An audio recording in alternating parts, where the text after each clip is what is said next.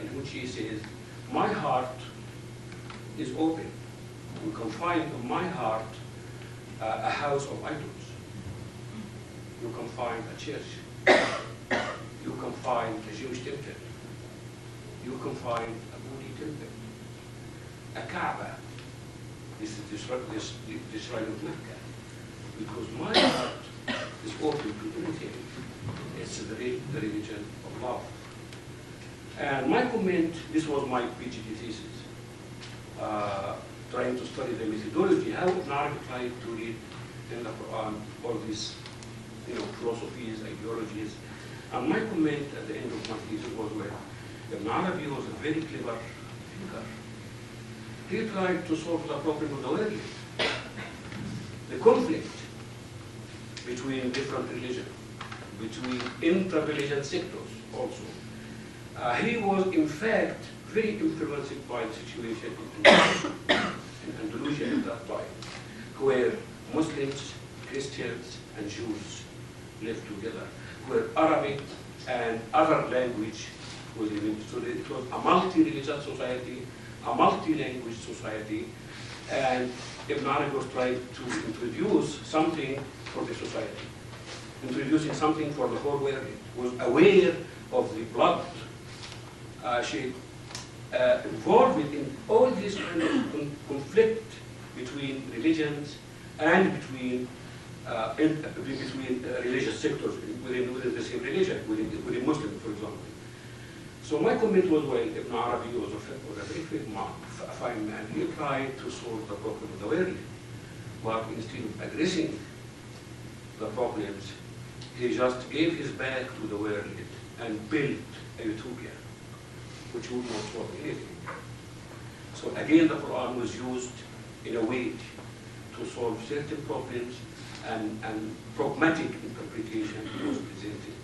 So I came to the question, and this could be an intellectual question, academic question, but it was also a question of a citizen living in a Muslim society like Egypt, and looking by one eye to what happened in the past, and with the other eye to what is happening in the present.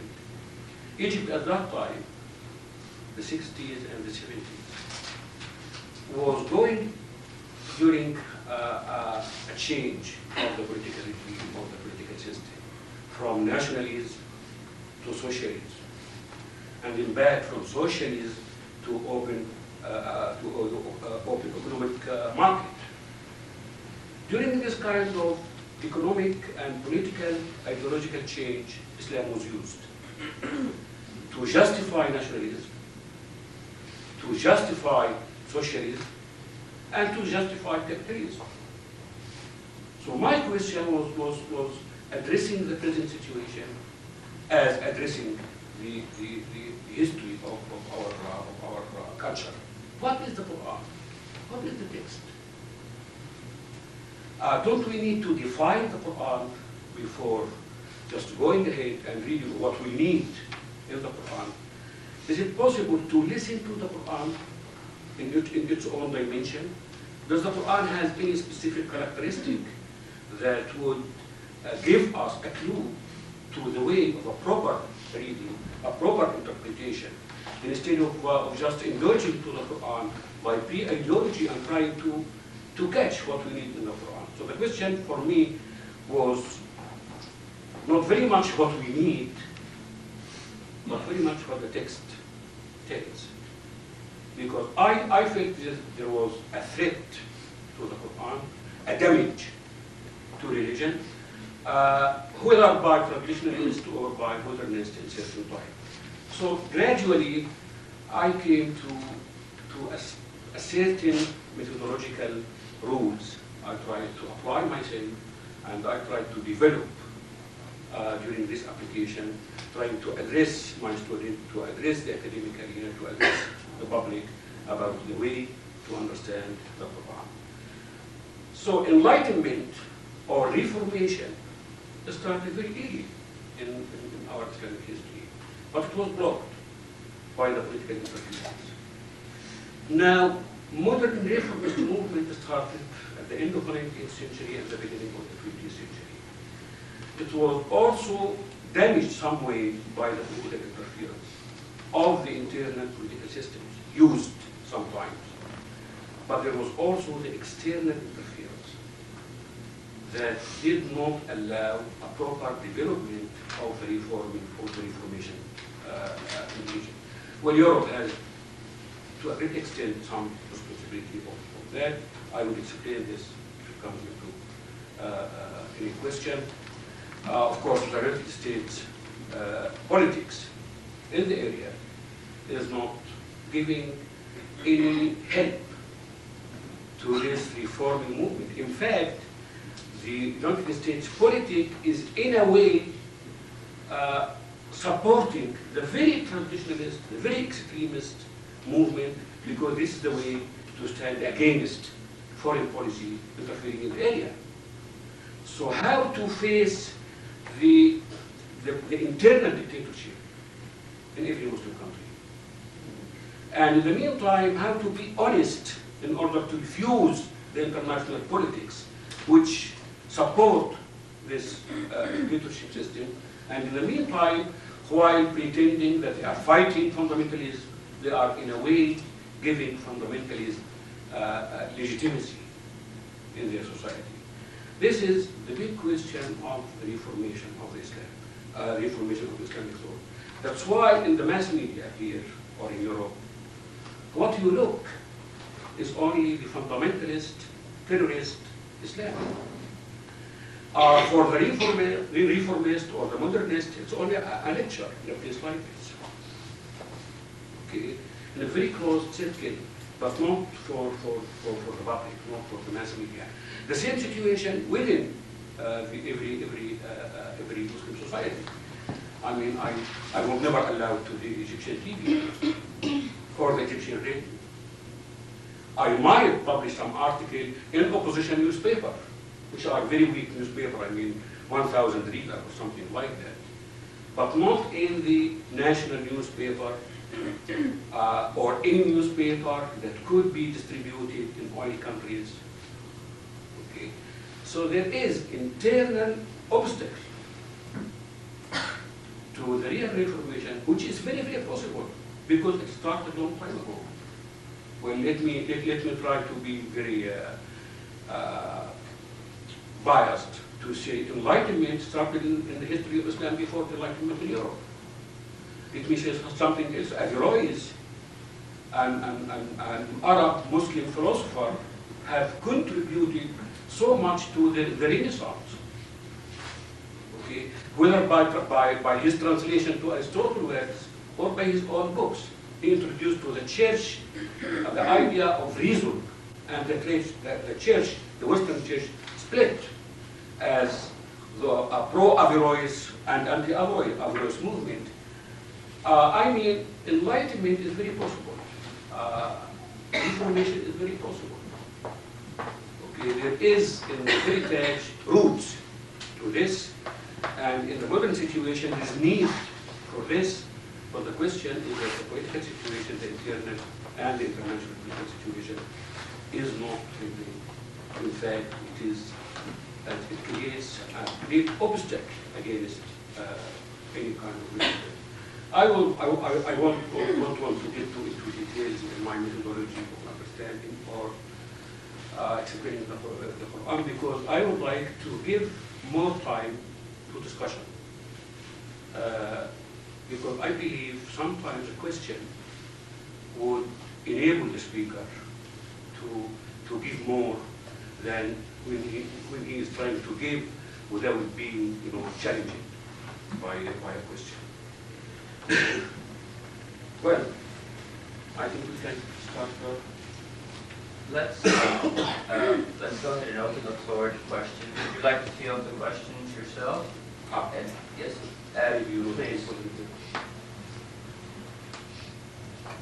Hi, I'd like to know about the Mohammed and how much of the Greek influence in there. And I read How much? Of the Greek influence. If I remember correctly, there's a lot of interaction between different philosophers and specialists.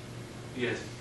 Well, let me, but the Mu'tazilites at the very beginning was influenced by Christian theology, and it is John of Damascus who raised out of question against Islam, against predestination in Islam, and reacting to this Christian theological challenge. The Mu'tazilites started to think about this problem. And then Greek philosophical influence came through a medium translation, not direct translation from Greek to Arabic. And I think the people in Syria at that time, in Sham, Syria, they had already translated some works of Aristotle and Plato. Okay. So Greek thought was known as the 2nd century of Islamic era during indirect translation. But translating directly, I think it came on the 10th century and 11th century. So there was a lot of Greek philosophical influence in the Mu'tazilites idea. And this kind of interaction continued through philosophy, through Farabi, Avicenna, and then Averroes. Translation, commentary on great works of the Greek philosophers was there in Arabic, and I think it was known, the works of Aristotle were known through the Arabic translation before they discovered the manuscript of the Greek manuscript of Aristotle. That's why it's sometimes simplification when we speak about Islamic civilization and Western civilization as two absolute, separated civilization. This is not the case. You made a comment that both the reformist and traditionalist movements are damaging the Quran, but yet you seem to be advocating the rationalist reformist movement. Is that contradictory, or? Yeah, I think they reach different conclusions. But in my opinion, they use similar methods. The method is to look to the Quran, not what the Quran can say, can tell, but what do you want the Quran to tell you. And I can give examples from Muhammad Abd, from the very beginning, maybe Sayyid Ahmed Khan, even a great scholar like Fatul Rahman. Okay. The kind of trying to resist your ideological bias, and this is very difficult, by the way, but to try as best as you can, even your bias as a Muslim, okay, trying to approach the text in its own merits. It's very hard. Sometimes it's impossible, but I think scholarship should try the best. I started my life, in fact, in the same way, trying to find what's the best, okay, to the community from the Quran. But sometimes you choose what is the best, okay, from your own point of view. But other groups, they have the same right to look for the best from their own point of view. So traditionalism and modernism, in fact, was using the same method, okay?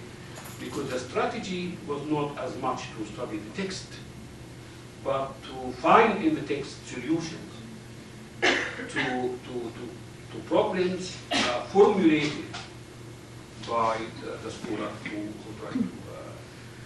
Muhammad Saud, for example, if you of course, there's a good friend of mine, but we have different opinions about some. I mean, the conclusion is lovely, okay? But how much could be legitimized from the text? How much could I quote anti-text to what conclusions?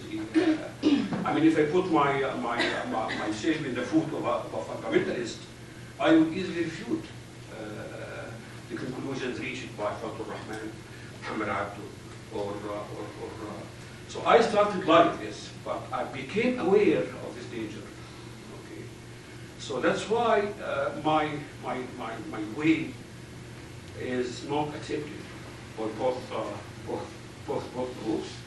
Because I would say, well, the Quran is I believe in the Quran, the word of God. But the word of God could be historical. I mean, there are certain teaching in the Quran, in my opinion, that address the 7th century, full stop. Okay? And there are other verses that was still able to address. Okay? So this distinction between the meaning and the significance, okay, and how to read significance, modern significance, to the 7th century meaning is very difficult. It's very difficult to do. That's why I became very critical. And sometimes from period and period of my life, I became very critical to what I have written before. And I think of this as a sign of, it's not a bad sign. Okay, because I know how much I am called by the Quran. Okay, how can I distance myself in order to understand exactly what the Quran says? Sometimes I use a very simple method to read a translation of the Quran. So this is another language. Because I'm very well invested in the Arabic language of the Quran. I memorized the Quran when I was 8 years old. It's very difficult to make a distance, and it's very important to make a distance if you really want to make a real scholarship. So this kind of struggle between, or self-awareness of your contact with the object you are studying and trying to find a space, it's very, very difficult. And this is the difficulty, I mean, this is my difficulty as a scholar, not to mention my difficulty as a citizen. That's another problem. So that's true. I claim that both are using the text.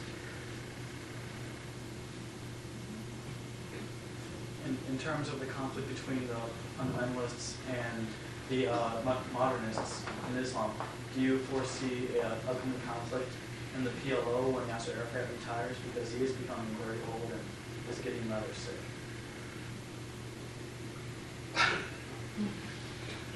Well, I'm not a politician, but I have funny ideas about politics. I don't know how much conflict is going to be here. And as long as Yasser Arafat is not going to leave the office, but by the hand, then the conflict increases. If he decides, I mean, let's say 10 years ago, could you have another people, bring out, the conflict would not be there. But it's not only Yasser Arafat. I mean, tell me about any Arab leader who left the office while he is alive.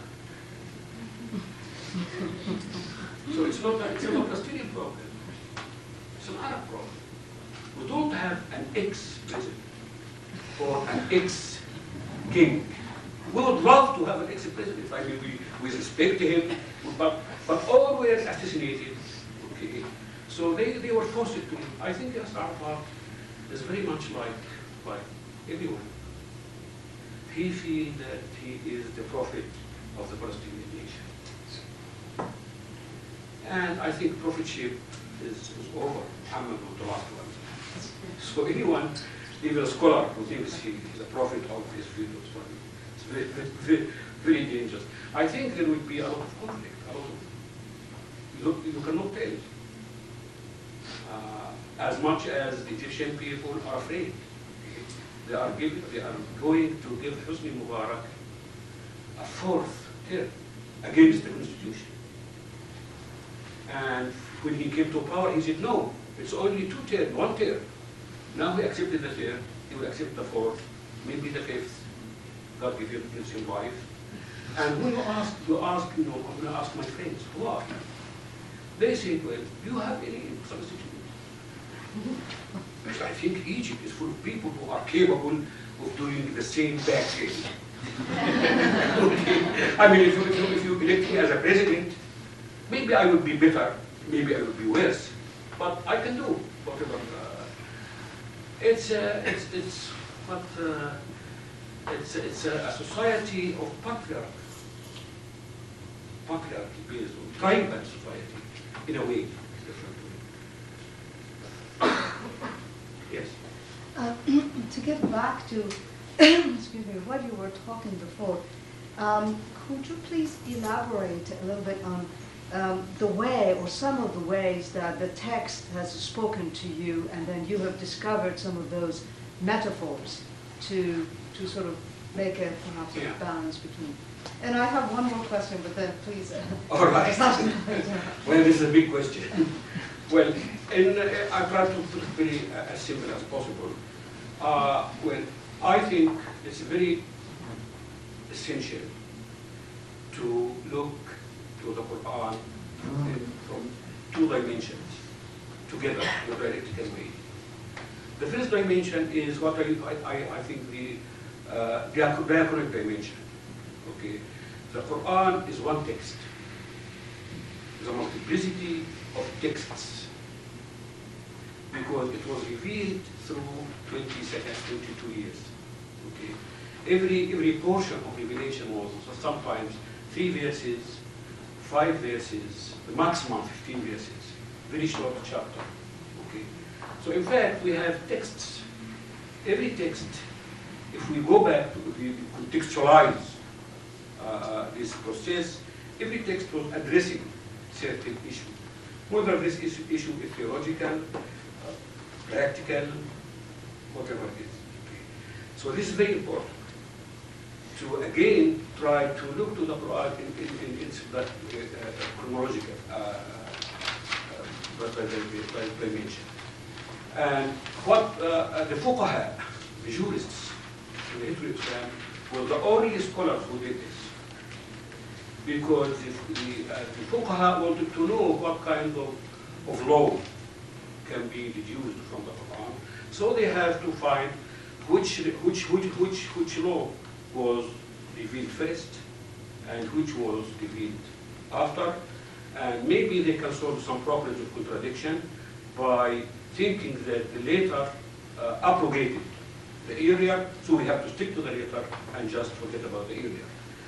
So only the jurist used this method. I think any scholarship now should recontextualize the whole text by looking to this dimension, the chronological dimension,